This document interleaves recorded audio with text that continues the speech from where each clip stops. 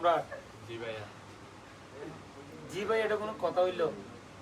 তোকে আমি ডাকলাম সম্রাট, তুই মানে বোল্ডলি কথা বলবি না? সারাদিন একসাথে থাকি, সারাদিন দোকানে মানে সময় কাটাই, কিন্তু তুই আমি তোরে ডাকলাম সম্রাট, তুই আমারে মরার মতো বললি।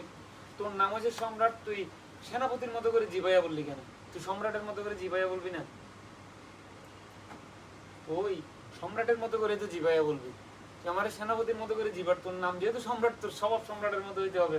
তুই সেনাপতির মতো স্বভাব হইলে হবে? হবে না।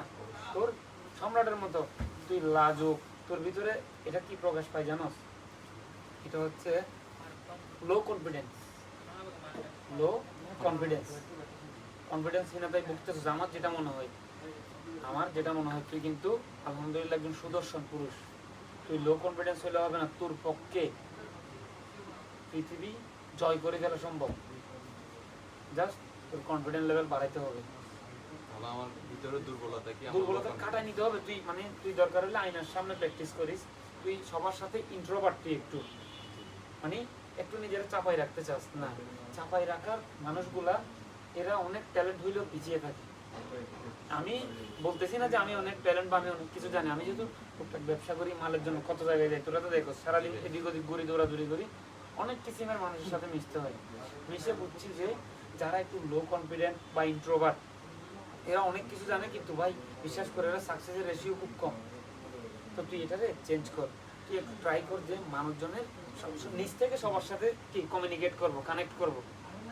তোর সাথে মানুষ কানেক্ট হবে না, তুই মানুষের সাথে কানেক্ট করার ট্রাই কর। বিশ্বাস কর, তোর কনফিডেন্স লেভেল অনেক উপরে চলে যাবে। তুই মানে অনেক কিছু করতে পারবি। তোর আউটলুক এভরিথিং। তুই যদি একটা মিথ্যা কথা বলস, আমি সত্য বলতেছি, এটার চেয়ে বেশি বিশ্বাস করবে কেন জানো? তোর ফেস ভ্যালু একটা ব্যাপার আছে না, মার্কেটিং এর মধ্যে ফেস ভ্যালু অনেক বড় কিছু।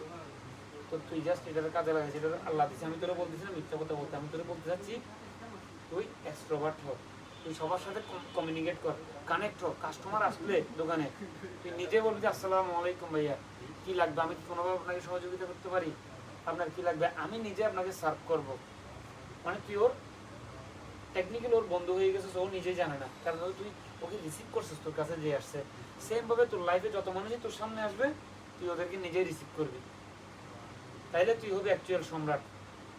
বুঝতে পারছি আপনাকে। আমাদের সেনাপতি হওয়া যাবে না, সম্রাটই হইতে হবে। জি ভাই। আসসালামু আলাইকুম।